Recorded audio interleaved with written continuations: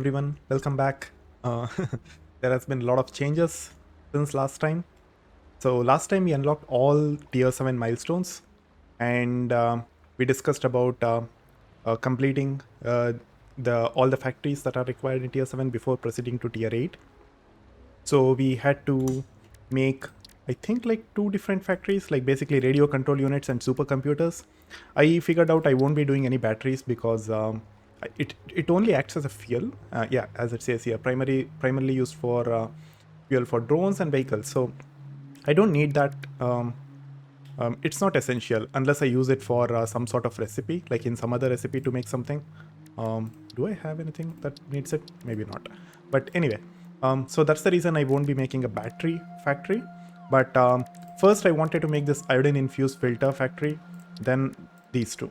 So this one is very like this is the most essential thing before you go into uranium because this you need this for your suit, the hazmat suit which you have over here, and that takes in this iodine infused filter, very similar to like the gas mask, right, which is used for poison.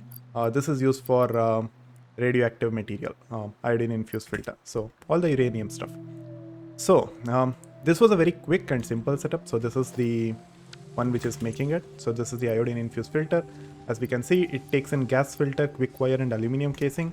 Gas filter was easy. I'm already making like 7.5 per minute, and this needs 3.75, which is exactly half of that. I think that devs intended it to be like that, so which is perfect. So half of this, I'm storing it over here.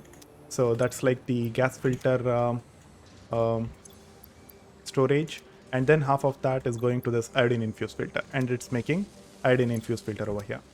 And apart from that, it needs like quick wire and aluminum casing. So aluminum casings was easy. It's right over there, right on top. I have the aluminum setup. So I'm bringing it from there, like over here, and I'm bringing it through this ramp. I have put in the supports wherever I can, like making some small decorations wherever I can, but still a massive decoration overhaul needs to be done to this entire setup. But anyway, so this is the aluminum casing, and the quick wire was a tougher one because I just had to bring the quick wire over here. I'm bringing a lot of it, but I'm only making a little bit of quick wire. Yeah, as you can see, I'm only taking in. I have also underclocked this 6 per minute, like 18 criteria more is what I'm taking and making enough criteria quick wire to get this. I only needed 30 quick wire, so I have underclocked everything, right? So, and then I'm getting it. So a lot of this is getting wasted, but I figured I'll just leave it over here. Maybe for some other future setup, I might just need criteria more, and I'll just take it from here. So that's fine. But I had to bring it all the way somewhere like over here, somewhere all the way over here, at the top. So yeah, that was the thing which consumed the most time. But now it's done. So iodine infused filter is done. I have completed. Yeah, it has completely filled up already because I was working on some other factory. So during that time, it has completely filled up, which is perfect. A very simple setup, very easy to do setup. I don't think I'll be doing any more changes over here. I have put everything that I wanted. I'll be making a completely separate factory for weapons though. Weapon also needs like oil, but I'll be making a completely different factory for that. So now for the main part of what I want to show today, it's the rubber and plastic setup. So I know that in last time I said that I won't be making any rubber and plastic setup, and I'll just be going into this one, radio control unit, and using this first recipe. Then I started making the blueprint for the radio control unit, and I started seeing how inefficient the first recipe is. The first recipe is really inefficient. Like you need so many resources which are, I don't know, it's very inefficient. Like just let's just take a look at this, right? So this takes 1.25 crystal oscillator, gives me 2.5 radio control units. This takes 1.5 and gives me 4.5 radio control units. It itself is a massive upgrade. And then computer is also needing lots of crystal oscillator. Like each computer is roughly like, yeah, it's I think 1:2 ratio. Yeah. If I do that, we can see. So 1 crystal oscillator gives me 2 computers. So So this is roughly another crystal oscillator added to this, and then a little bit of aluminum casing. So when I started making the blueprint, it became really, really complex, and it could not fit it in basically in the blueprint setup, blueprint designer. And then I started looking at how much raw resources are required and everything, and it's a lot. But if I just introduce a little bit of rubber to this setup, it becomes so much easier. Like I underclock this to 3. That's the setup that I'm planning to do. So over here, I take one crystal oscillator. I get 3 control units, 10 circuit boards, easy, 60 aluminum casing, perfect. It's like the perfect number for the aluminum setup I have and the blueprint that I have done for aluminum factory. It's perfect. Like with one blueprint, I get exactly 60 aluminum casing with that, and 30 rubber. 30 rubber is also perfect. That's like a whole number. It's like it just works perfectly if I use this recipe than than the first one. So I figured I'll use the second one, which means I need to have a rubber and plastic setup. And rubber and plastic setups are unique, are very, very unique. So unlike any other factory where imagine you need like 30 iron ingots or steel plates, you can just get iron ore from somewhere, have a temporary setup, get some steel plates and complete it. But for plastic and rubber, you can't do that. You need to have a dedicated factory which is making thousands of plastic and rubber, and then you need to pull from that because of the recipes being used. So one of the main recipes for plastic and rubber is this one: alternate recycle plastic. Basically what's happening over here is, for a little bit of fuel, whatever rubber you have, you're basically doubling it to plastic. So the limitation over here becomes the fuel. Like, how much fuel are you able to make? The more fuel that you are able to make, double the amount of plastic or rubber that you can make. And that's awesome, because fuel, you can make it in a variety of different ways. One is through heavy, like this one, which is inefficient. This is the default setup, residual fuel. Sorry, fuel is the default setup, residual fuel is an alternate recipe. This is the default setup, which is again inefficient. But there is this one, which is basically taking in the heavy oil residue and doubling it, like 50 to 100, right? Like this one gives 60 to 40, basically this is reducing the amount of fuel, but this is doubling the amount of fuel for water. Water is an infinite resource. Any recipe that uses water is awesome, because you can always get water. You have an abundant amount of supply of water. Anything else is limited, right? Water is unlimited. So heavy oil residue to fuel. Now if we go into heavy oil residue, how can you get that? You can directly get it from this one. Oh, sorry, this is polymer resin. This one, heavy oil residue recipe. So you get crude oil, you convert most of it to heavy oil residue and a little bit of polymer resin, right? So use this to make heavy oil residue. Once heavy oil residue is done, use that to make fuel. Once this is done, use that to make plastic or rubber. These two recipes, use one of these and make plastic or rubber. So initially, to run, you can just feed a little bit of rubber or plastic, and that will constantly keep doubling, and then it will be self-sufficient in and of itself. Or you can just feed it manually, and that will also make it self-sufficient. So I use that logic and I created a blueprint. And this blueprint is completely modular, where it takes in the raw, it's over here. So plastic and rubber. So here it takes in 22.5 oil, 60 water. It gives me 30 plastic, 30 rubber, 15 polymer resin, which is perfect. Like raw resources in, the actual resources that I need are the outputs. So so if I come here, so the first oil is coming in here.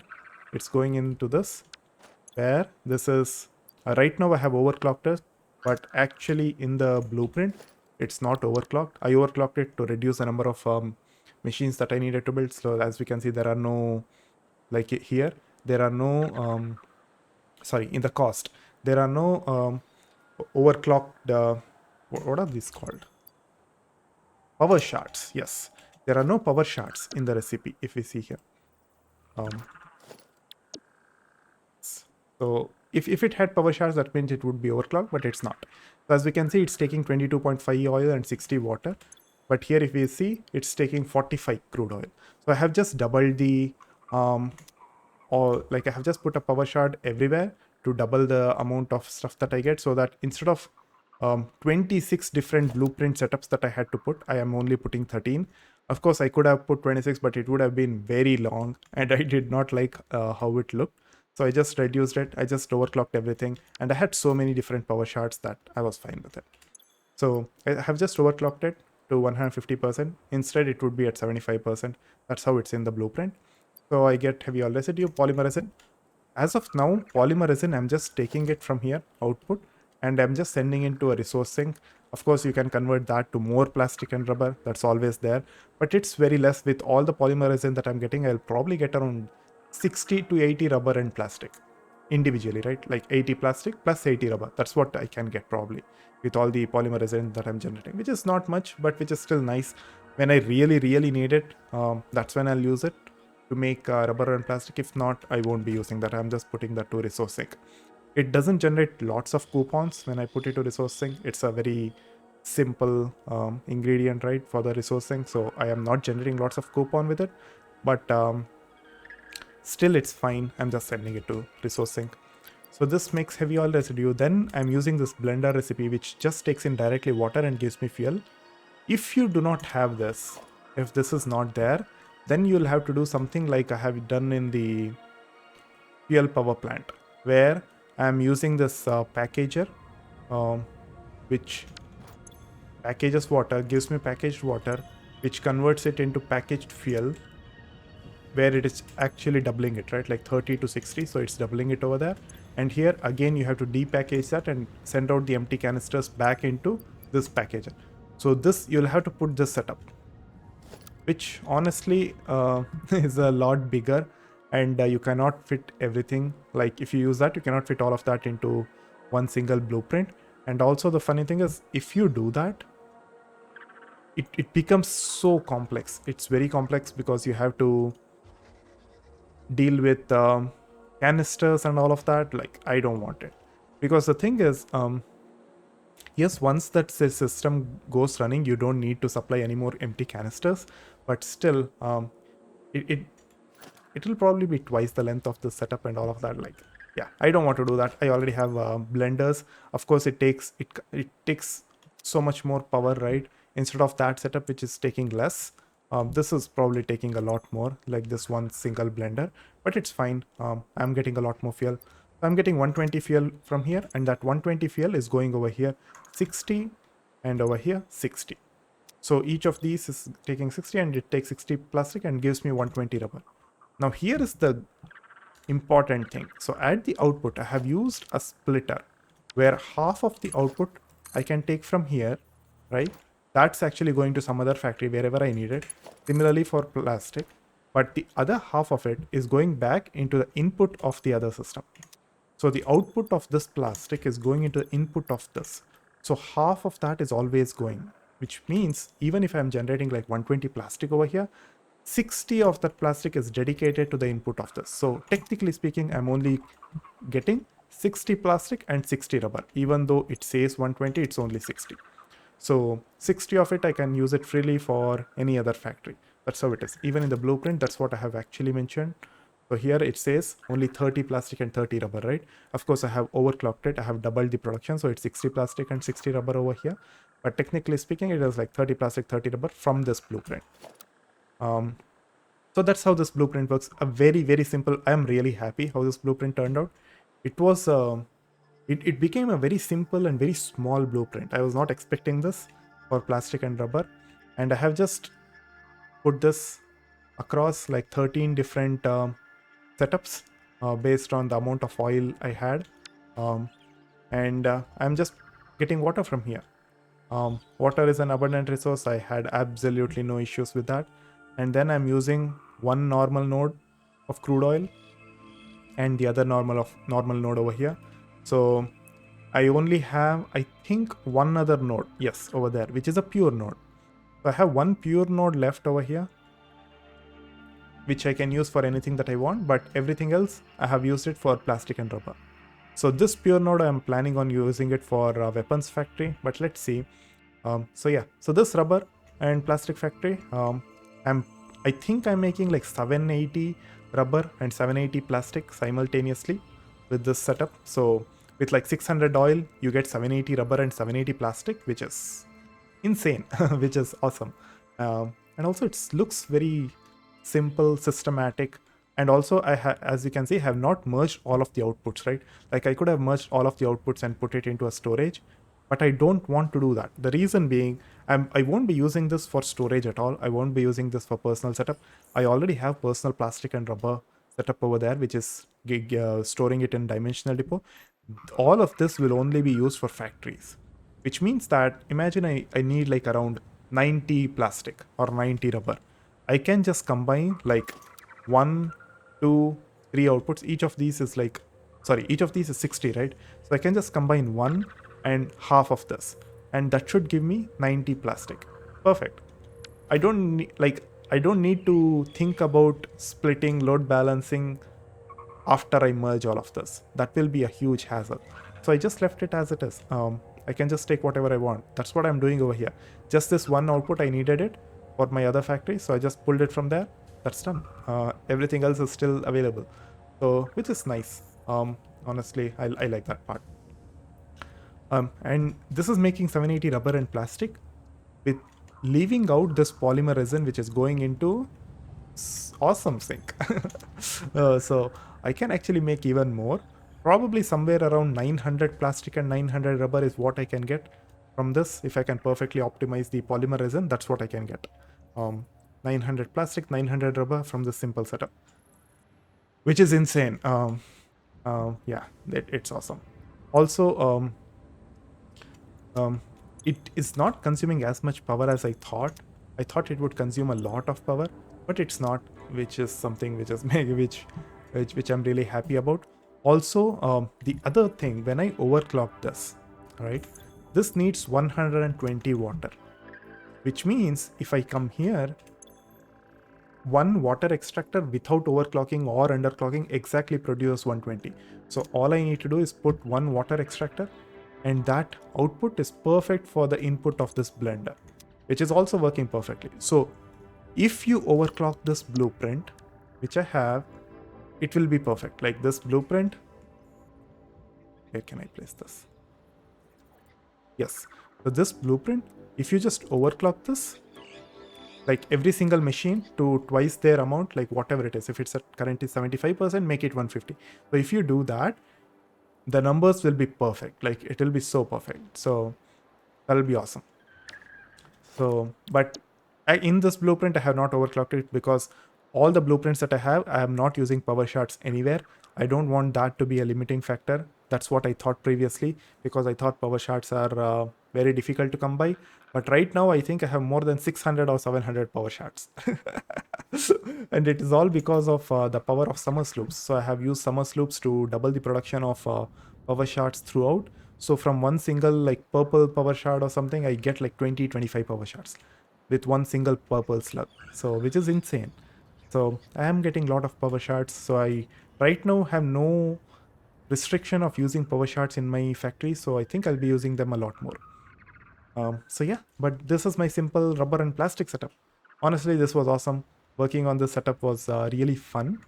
I really like this because I did not think I could make plastic and rubber setup so simple and also make it so modular while also making it perfectly efficient. I have used, I think, the most efficient recipes. I don't think I have wasted anything apart from polymer resin, of course, but I don't care about that much. Yeah. So yeah, this is pretty good. I'm liking this. I can even use this polymer recipe for something else if I need it. Like polymer resin can be used for multiple other things. Like it can be used for wait. Okay, it can be used for fabric. That's the only thing. And I don't think what can fabric can. Fabric is used for. Okay, nothing else. Never mind. Polymer resin can only be turned into plastic and rubber. There is nothing else that you can do with that.